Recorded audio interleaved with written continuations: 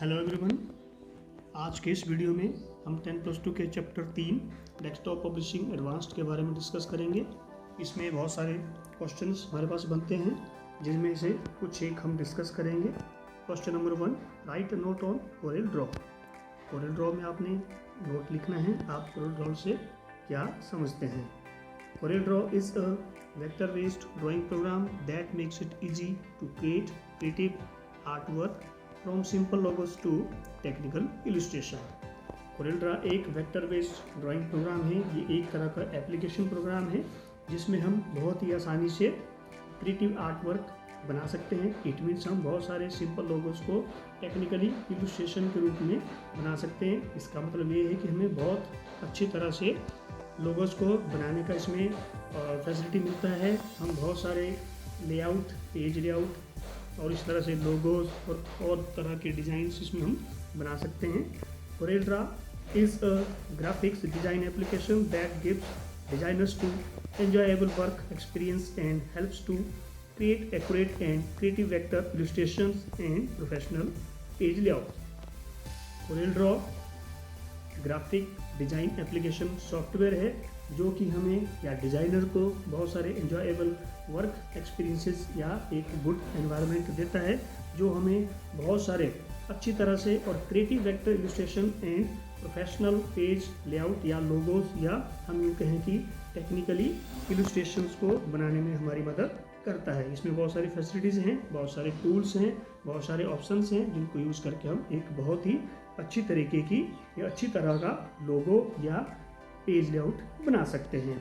Question number 2, write the steps to starting Corel Draw. अब बात आती है कोरेल ड्रॉ हमने अपने सिस्टम में इंस्टॉल कर लिया है, उसको हम किस तरह से स्टार्ट करेंगे, उसमें हम कैसे शुरू में कैसे ओपन करेंगे, कैसे उसमें हम काम करेंगे। तो इसके लिए हम डायरेक्टली स्टेप्स पे आ जाते हैं। इसमें कुछ स्टेप्स हैं जो कि इस प्रकार से हैं। सबसे पहले क्लिक ऑन ऑल प्रोग्राम्स। हम सबसे पहले स्टार्ट बटन में क्लिक करेंगे। देन स्टार्ट बटन में हमें या विंडोज बटन में क्लिक करने के बाद में प्रेस करने के बाद में हमें ऑल प्रोग्राम्स मिलता है। वहाँ पे कोरेल ड्रॉ का ऑप्शन मिलेगा। उसमें कोरेल ड्रॉ ग्राफिक्स सूट में हमें नेक्स्ट कोरेल ड्रॉ में क्लिक करना है। देन उसके बाद Corel Draw opening dialog window appear. उसके बाद कोरेल ड्रॉ की डायलॉग विंडो ओपन होगी। Click on new option to open a new drawing and open option to open an already existing drawing. इसी तरह से उसमें अगर हमने नई कोई ड्राइंग बनानी है, कोई लोगो बनाना है, तो उसके लिए हम न्यू पे क्लिक करेंगे। उसके फाइल मेन्यू में जाएंगे, वहाँ पे न्यू पे क्लिक करेंगे। अगर हमने पहले से ही ऑलरेडी बनी हुई कोई भी ड्राइंग या कोई भी हमने डिज़ाइन लेना है जिसके हमने एडिटिंग करनी है या उस पर हमने कुछ और काम करना है या उसको और अच्छी तरह से बनाना है, उसको भी हम वहाँ से ले सकते हैं। ये सेम एज इट इज़ वैसा ही है जैसे MS Word, PowerPoint, Excel में हम करते हैं। Corel Draw application window will appear on the screen. जब हम इसको क्लिक करेंगे तो ये आपको एक विंडो के रूप में स्क्रीन में दिखाई देगी। The window consist of several components that you will use to create work of art. बहुत सारे ऑप्शंस हमें इसमें मिलते हैं, बहुत सारे सेवरल कंपोनेंट्स इसमें मिलते हैं जिसमें हम वर्क आर्ट अपनी मर्जी का और एक क्रिएटिव तरीके से बना सकते हैं। Then question number 3, explain any 6 components of Corel Draw window. Corel Draw window जब हम ओपन करते हैं तो हमें किस तरह से दिखती है, उसमें से कुछ हम कंपोनेंट्स को डिस्कस करेंगे। सबसे पहले हम देख पाएंगे title bar. Title bar display the name of application program and name of the open file. Title bar में जैसा MS Word, PowerPoint, Excel में हम देख पाते हैं, उस तरह जिसमें भी टाइटल बार होता है उसमें हम फाइल का नाम, एप्लीकेशन का नाम, एप्लीकेशन विंडो या डॉक्यूमेंट विंडो कौन सी है उसका हम नाम उसमें ऊपर सबसे टॉप में देख सकते हैं। Property bar, the property bar contains controls that changes according to the active tool. इसमें बहुत सारे कंट्रोल्स होते हैं जो कि एक्टिव टूल, जिस टूल को हम यूज़ कर रहे हैं उसी के अकॉर्डिंग वो चेंज हम उनको कर सकते हैं या वो चेंज हो जाते हैं। Toolbox contains tool for creating, filling and modifying objects in a document. इसमें टूल बॉक्स होता है। टूल बॉक्स में बहुत सारे टूल्स हमें मिलते हैं जो कि फाइल को क्रिएट करना, फाइल को फिल करना, उसको मॉडिफाई करना या उसमें कुछ चेंज करना या उसको हमने क्या करना है उसको हम फॉर्मेट कर सकते हैं उसमें। इस तरह से बहुत सारे इसमें हमें टूल्स मिलते हैं जिनको हम यूज़ करके अपना एक बहुत ब्यूटीफुल डॉक्यूमेंट क्रिएट कर सकते हैं। Drawing Windows, the area outside the drawing page border by the scroll bars and application controls. इसमें हमें ड्राइंग विंडोज मिलती है जिसमें हम बहुत सारे आउटसाइड ड्राइंग पेजेस के बॉर्डर या इस तरह से स्क्रॉल बार, एप्लीकेशन कंट्रोल्स, हमें बहुत सारे ऑप्शन इसमें मिलते हैं।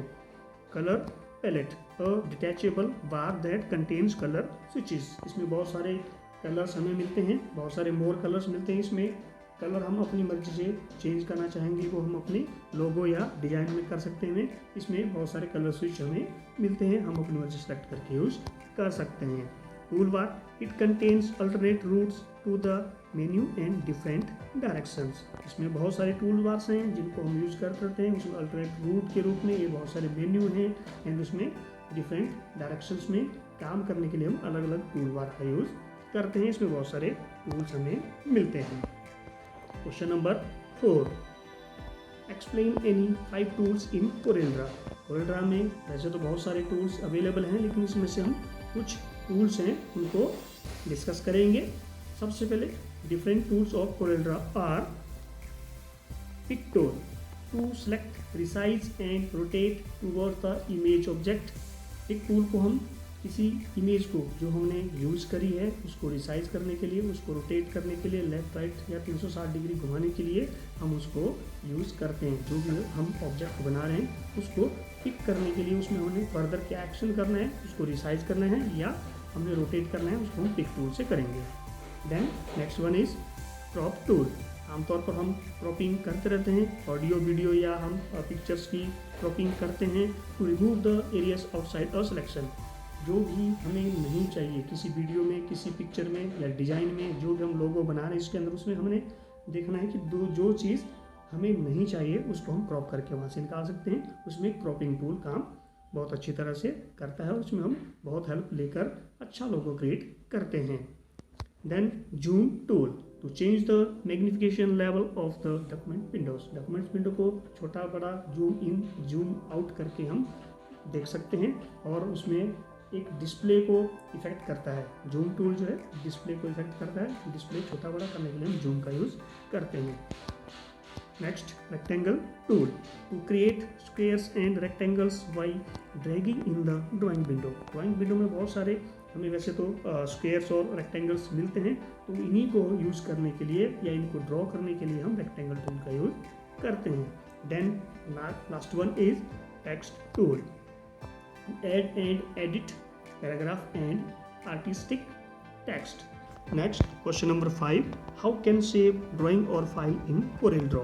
CorelDRAW में जो भी फाइल हम क्रिएट करते हैं, जो भी लोगो या पेज लेआउट हम क्रिएट करते हैं, उसको हम किस तरह से सेव करेंगे उस स्टेप्स में हम पढ़ेंगे।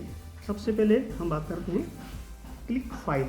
सबसे पहले फाइल मेन्यू में क्लिक करना होगा, देन उसमें सेव एज का ऑप्शन हमें मिलेगा। Save drawing dialog box appears, उसको क्लिक करने के बाद में हम देख पाएंगे जैसे हम फाइल मेन्यू में सेव एज को क्लिक करेंगे उसमें हमें डायलॉग बॉक्स ओपन होगा। उसके बाद हम देख पाएंगे in the file name box specify a name or for the drawing the default extension for files created in CorelDRAW is cdr.cdr।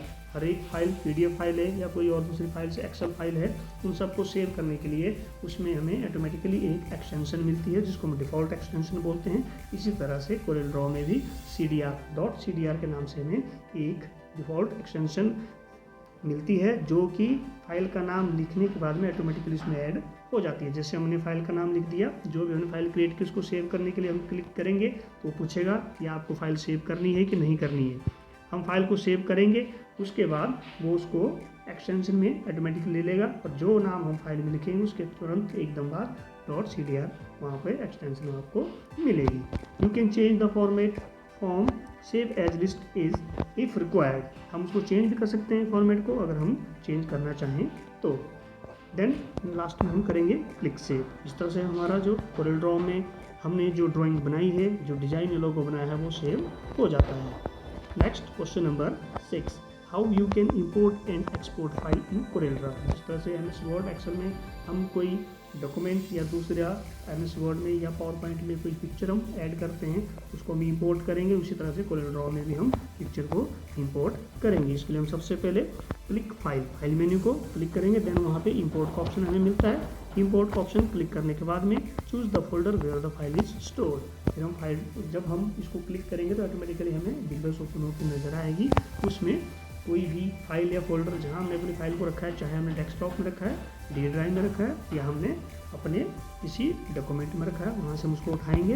It means उसका पाथ पूछा जाएगा, पाथ में से हम उसको इंपोर्ट करके यहाँ पे इंसर्ट कर सकते हैं। Choose a file format from the files of type list box. इस तरह से जो भी लिस्ट बॉक्स है उसमें से हम फाइल का फॉर्मेट सेलेक्ट करेंगे, हमें किस तरह से फाइल चाहिए, MS वर्ड की चाहिए, एक्सेल की चाहिए, या हमें कोई पिक्चर की इमेज के रूप में चाहिए, JPG चाहिए या JPEG चाहिए।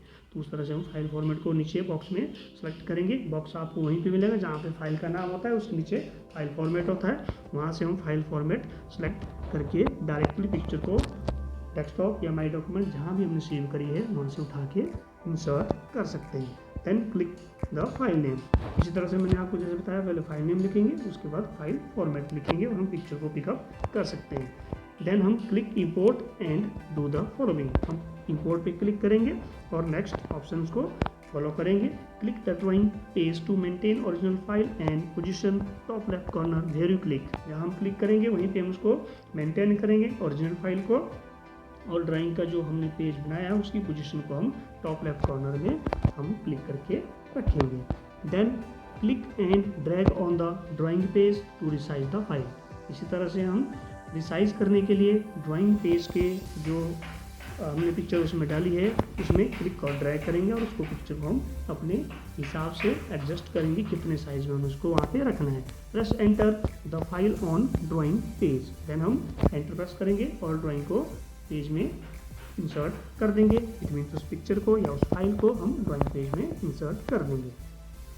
Then next one, active snapping options are applied for the imported file. तो जो भी हम एक्शन कर रहे होंगे वो सारे जो भी फाइल हमने इंपोर्ट करी है वो सब उसमें एक्टिव स्नैपिंग ऑप्शंस में काम करेंगे। The steps in exporting files are as follow. इसी तरह से हम फाइल को एक्सपोर्ट कैसे करेंगे इसके कुछ स्टेप्स हैं। क्लिक फाइल मेन्यू, फाइल को हम क्लिक करेंगे, देन एक्सपोर्ट पे क्लिक करेंगे। Choose the folder where you want to save the file. हम उसको कहाँ सेव करेंगे, जो हमने फाइल क्रिएट करी है उसको हमने कहाँ सेव करना है, उसका हम सेव का लोकेशन वहाँ पे या फाइल या फोल्डर क्लिक करेंगे। Next, choose a file format from the save as type list box. इसी तरह से हम लिस्ट बॉक्स में से फाइल का फॉर्मेट सेलेक्ट करेंगे जैसा हमने पहले किया था। जो भी फाइल फॉर्मेट हम रखना चाहेंगे उसको वहाँ पे क्लिक करके रखेंगे। देन फाइल का नाम भी रखेंगे।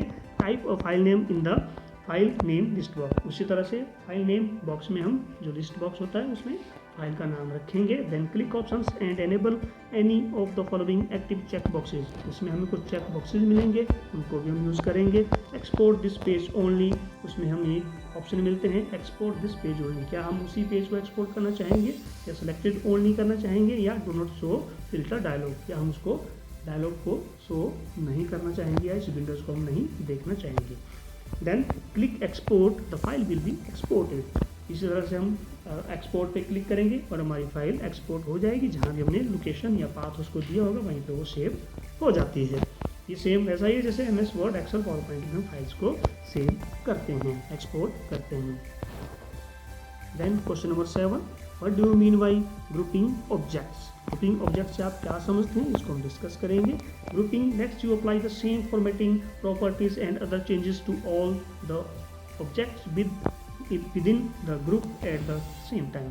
किसी सेम टाइम में, किसी भी समय में हम जितने भी ऑब्जेक्ट्स हमने जिनको ग्रुप किया हुआ है उनकी सबको हम फॉर्मेटिंग, उनकी प्रॉपर्टीज़ या उसमें कोई भी चेंजेस ऑब्जेक्ट में करनी होती है हम सेम टाइम में कर सकते हैं। इन एडिशन दूसरा शब्द हम ये कह सकते हैं, grouping helps prevent accidental changes to the position of an object in relation to other objects. हमने कोई दो या दो से अधिक ऑब्जेक्ट या पिक्चर्स अगर हमने अपनी लोगो में या पेज लेआउट में जिसको हम क्रिएट कर रहे हैं उसमें अगर डाली हैं तो उनमें ऑटोमेटिकली कोई चेंज ना हो, उनमें ऑटोमेटिकली कोई चेंज ना हो, उसको हम बचने के लिए क्या करेंगे, ग्रुपिंग करते हैं, ताकि ग्रुपिंग करने के बाद में कोई भी एक्सीडेंटल चेंज उसमें ना हो। कभी कभी हम देखते हैं कोई काम कर रहे होते हैं, हमने क्लिक कुछ करना होता है और क्लिक कुछ और हो जाता है, अगर हमने उसको लॉक नहीं किया है तो वो चेंज उसमें हो जाता है जो कि हम नहीं चाहते हैं। तो ये ग्रुपिंग का फायदा होता है। You can also create nested groups by grouping together existing group. इस तरह से हम नेस्टेड ग्रुप भी क्रिएट कर सकते हैं, उनको एक दूसरे के साथ इंटरलिंक कर सकते हैं। You can group shapes, pictures और other objects but not text boxes. इसी तरह हम बहुत सारी पिक्चर्स को या बहुत सारे ऑब्जेक्ट्स को एक साथ या बहुत सारी शेप्स को एक साथ ग्रुप कर सकते हैं, लेकिन उसमें हम टेक्स्ट बॉक्सेस को छोड़ के बाकी सभी को उसमें ग्रुपिंग कर सकते हैं। Grouping lets you rotate, flip, move और रिसाइज ऑल शेप्स और objects at the same time as though they were a single shape और ऑब्जेक्ट।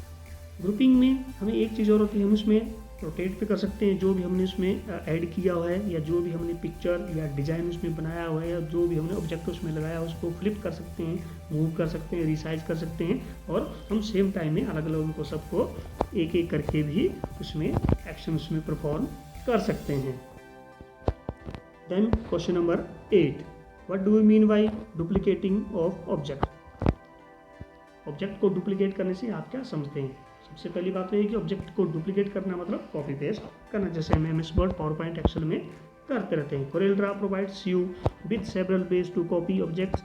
बहुत सारे हमें ऑप्शंस मिलते हैं जिसमें हम ऑब्जेक्ट को कॉपी कर सकते हैं। कॉपिंग an object places it on the clipboard but keeps the original in the drawing duplicate an object. जब हम किसी भी ऑब्जेक्ट को कॉपी करते हैं तो वो जहाँ से हम कॉपी करते हैं वहाँ भी रहता है, और जहाँ हम उसको पेस्ट करेंगे, जहाँ हम उसको रखेंगे वहीं भी रहता है।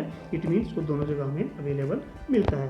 Duplicating an object places a copy directly in the drawing window and does not use the clipboard. ये डायरेक्टली क्लिपबोर्ड में नहीं जाता, सीधा ही जहाँ हम उसको सेव करेंगे वहीं पे सेव रहता है। अदरवाइज हम दूसरे एप्लीकेशंस में क्या करते हैं, जो भी चीज़ कॉपी करते हैं, जो भी डाटा कॉपी करते हैं, वो क्लिपबोर्ड में आ जाता है, और उसको हम जितनी मर्जी बार कॉपी पेस्ट करके आगे नेक्स्ट पेस्ट करके कहीं भी रख सकते हैं।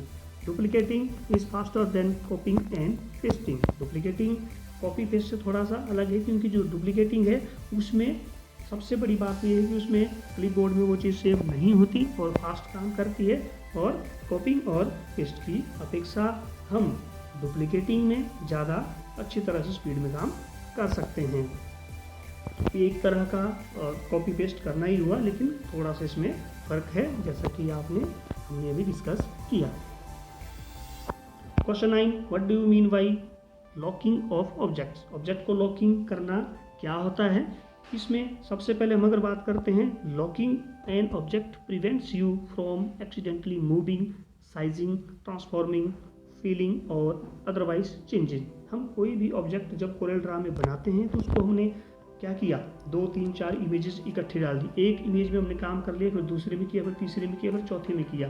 तो कभी कभी क्या होता है कि हम अनवांटेड क्लिक्स कर देते हैं, या हमें पता नहीं चलता हमने कहाँ भी क्लिक कर दिया। जो हमने पहले काम किया होता है वो दोबारा से वैसे ही वापस खराब हो जाता है अगर हमने उसको लॉक नहीं किया है। तो इसी तरह से हम एक ऑब्जेक्ट को अगर पूरा कर लेते हैं तो उसको हम लॉक कर देते हैं, देन नेक्स्ट ऑब्जेक्ट में काम करेंगे। इससे फ़ायदा ये होता है कि जो ऑब्जेक्ट हमने लॉक कर दिया है उसमें कोई भी एक्सीडेंटली चेंजेस अपनी मर्जी से नहीं होते। इट मीन्स उसमें कोई भी चेंजेस अपनी मर्जी से नहीं होगा, वो सारा हमने लॉक कर दिया होता है। जैसे जैसे हम अगले अगले ऑब्जेक्ट में काम करते रहेंगे उसी तरह से हम उनको लॉक करते रहेंगे। You can lock single, multiple और ग्रुप्ड ऑब्जेक्ट्स। हम जो ग्रुप किया होता है उन ऑब्जेक्ट्स को भी और बहुत सारे ग्रुप्स को भी और किसी सिंगल ग्रुप को भी या सिंगल ऑब्जेक्ट को भी हम लॉक कर सकते हैं।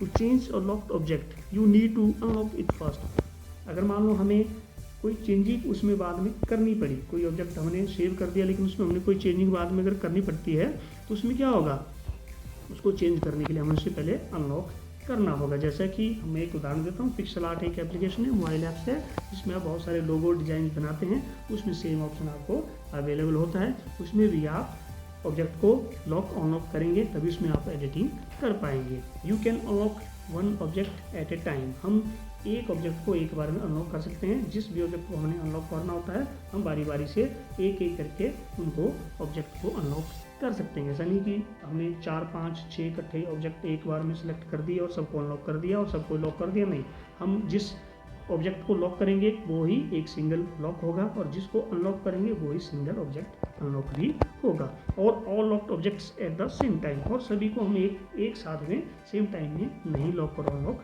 कर सकते। इसके बाद कुछ ट्रू फॉल्स बनते हैं जो कि इस प्रकार से हैं। CorelDRAW is designing software. Corel draw एक डिजाइनिंग सॉफ्टवेयर है, एक एप्लीकेशन सॉफ्टवेयर है, ये बिल्कुल ट्रू है। Logo is a symbolic to identify an organisation. Logo एक ऐसा डिजाइन होता है जो किसी ऑर्गेनाइजेशन को डिफाइन करता है। इट मीन्स जैसे हमने कोई चैनल बनाया है या कोई भी ऑर्गेनाइजेशन है उसका हम लोगो लगाते हैं, जैसे हम अपने स्कूल का लोगो होता है, हमारे एजुकेशन डिपार्टमेंट का लोगो है, हमारे एचपी गवर्नमेंट का लोगो है, इंडिया गवर्नमेंट का लोगो है।